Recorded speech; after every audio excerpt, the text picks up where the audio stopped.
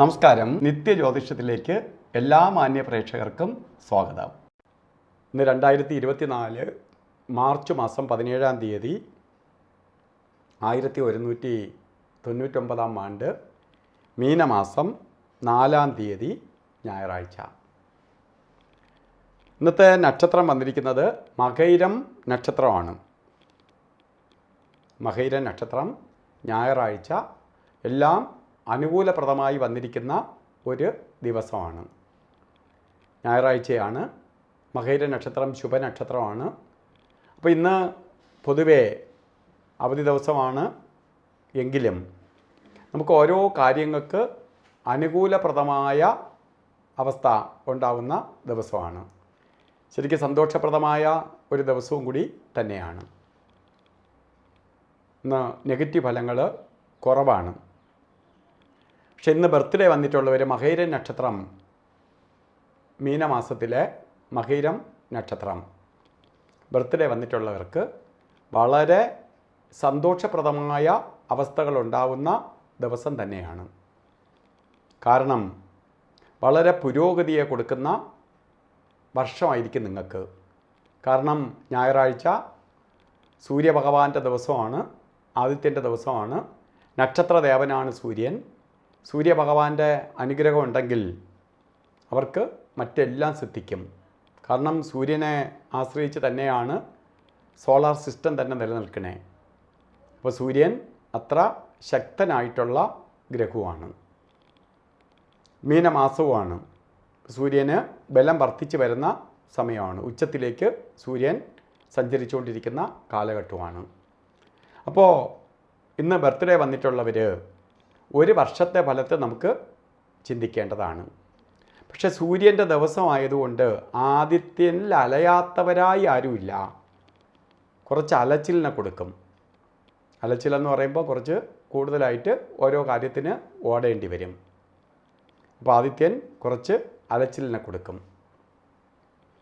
അതേപോലെ സൂര്യൻ ചൂടാണ്, കുറച്ച് ടെൻഷൻ കൂടുതലായിട്ട് ഉണ്ടാക്കും. ചിലപ്പോൾ പൊള്ളലേൽപ്പിക്കുന്ന ഒരു ഗ്രഹവും കൂടിയാണ് സൂര്യൻ്റെ ബന്ധം നിൽക്കുന്ന കാലഘട്ടം. അതുകൊണ്ട് ഇന്ന് ബർത്ത്ഡേ വന്നിട്ടുള്ളവർ ഈ ദോഷഭാവങ്ങളൊന്നും എഫക്റ്റ് ചെയ്യാതിരിക്കാൻ വേണ്ടി മഹാദേവ ക്ഷേത്ര ദർശനം ചെയ്യണം. ശിവക്ഷേത്രത്തിൽ പോകണം. ശിവക്ഷേത്രത്തിൽ പോയി ഭഗവാന് ജലധാര, പൊള്ളലൊന്നും വരാതിരിക്കാൻ വേണ്ടി ശിവന് ധാര നടത്തണം.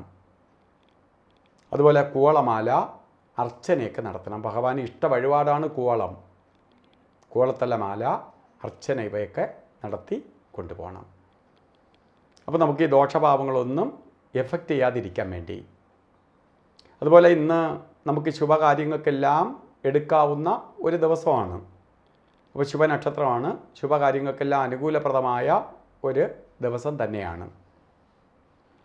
അപ്പോൾ ശുഭഫലങ്ങൾ സിദ്ധിക്കാനായിട്ട് നമുക്ക് ചില ഫലങ്ങൾ, ഈ അമ്പല പരിഹാരങ്ങൾ ചെയ്യുന്നതിനൊപ്പം തന്നെ പ്രാർത്ഥനാ നിരതരായിരിക്കണം.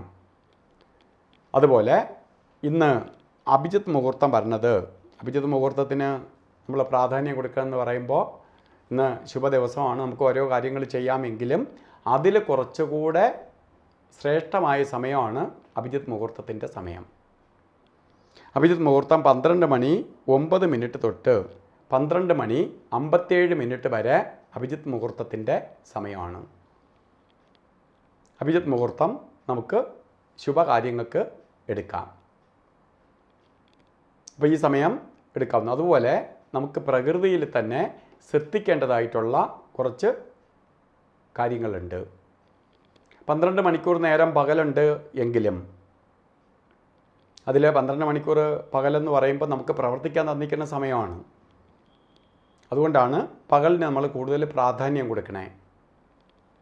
അതിൽ യാത്ര ചെയ്യാനും യാത്രാദി കാര്യങ്ങൾക്ക് ഇറങ്ങാനുമൊക്കെ ശ്രദ്ധിക്കേണ്ട ഒരു സമയമാണ് രാഹുകാല സമയം. രാഹു എന്ന് പറഞ്ഞ സർപ്പമാണ്. സർപ്പം നമ്മളെ നോക്കിക്കൊണ്ട് നിൽക്കുന്ന സമയമാണ്. എല്ലാ ദിവസവും പകൽ 1.5 മണിക്കൂർ നേരം രാഹുകാല സമയമുണ്ട്. സർപ്പം നമ്മളെ നോക്കിക്കൊണ്ടിരിക്കുന്ന സമയത്ത് നമ്മൾ യാത്ര തിരിക്കുകയാണെങ്കിൽ ആ സർപ്പം നമ്മളെ കൂടെ വരാനിടവരും, നമ്മളെ ചുറ്റിക്കും. അപ്പോൾ രാഹു വരാനിടവരുന്ന സമയമാണ് കലണ്ടറിലൊക്കെ ആളുകൾ നോക്കിയിട്ട് യാത്ര തിരിക്കും. 4:30 തൊട്ട് 6 മണി വരെയാണ് രാവുകാലം എന്ന് രേഖപ്പെടുത്തിയിട്ടുണ്ട്. പക്ഷേ ഇന്ന് രാവുകാലം തുടങ്ങുന്നത് 5:02 തൊട്ട് 6:32 വരെയാണ്. അപ്പോൾ 5:02 മുമ്പ് ഒന്നുകിൽ നിങ്ങൾ യാത്ര തിരിക്കണം, അല്ലെങ്കിൽ 6:32 കഴിഞ്ഞിട്ട് ഇറങ്ങണം. അല്ലാതെ ഇന്ന് അവധി ദിവസമാണ്, ഓരോ കാര്യത്തിന് ഇറങ്ങുകയാണെങ്കിൽ നമുക്ക് വിപരീത ഫലം വരാനിട വരും.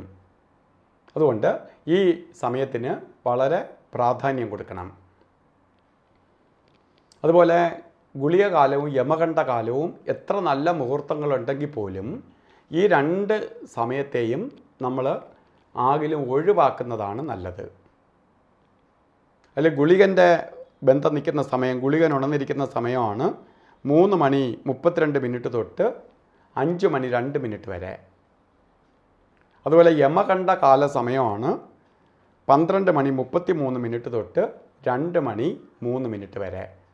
ഈ സമയം പ്രകൃതിക്ക് തന്നെ നെഗറ്റീവ് ബാധിച്ചിരിക്കുന്ന സമയമാണ്. ഇവരുടെ കൺട്രോളിലാണ് ഈ ഗുളികനും യമകണ്ഠനും ബാധിക്കും. ഇവരെല്ലാം വളരെ പ്രകൃതിയിൽ സ്വാധീനം ചെലുത്താൻ ശക്തിയുള്ള ഗ്രഹങ്ങളാണ്, കാണപ്പെടാത്ത ഗ്രഹങ്ങൾ. അപ്പോൾ ഇവരുടെ ബന്ധം നിൽക്കുന്ന സമയത്തെ നമ്മളാകിലും ഒഴിവാക്കി കൊടുക്കുക. അപ്പോൾ ഇന്നത്തെ ദിവസം പൊതുവേ ശുഭ ദിവസമാണ്. ഒരു ശുഭകാര്യങ്ങൾക്ക് പോകാം. ബന്ധുമിത്രാദികളുമായിട്ട് ഒക്കെ ഇടപെടാനും സുഹൃത്തുക്കളെ വീട്ടിൽ പോകാനും മറ്റ് ഫംഗ്ഷനൊക്കെ പങ്കെടുക്കാനും ഒക്കെ കൊള്ളാവുന്ന ദിവസമാണ്. ആകിലും എല്ലാം പങ്കെടുക്കുക. അപ്പോൾ ഈ ഞാൻ പറഞ്ഞ നെഗറ്റീവായിട്ടുള്ള സമയങ്ങൾ ഒഴിവാക്കുക. അപ്പോൾ എല്ലാവർക്കും ഇന്ന് സന്തോഷപ്രദമായ ഒരു ദിവസമായി തീരട്ടെ എന്ന് സർവേശ്വരനോട് പ്രാർത്ഥിച്ചുകൊണ്ട് നിർത്തുന്നു. നന്ദി, നമസ്കാരം.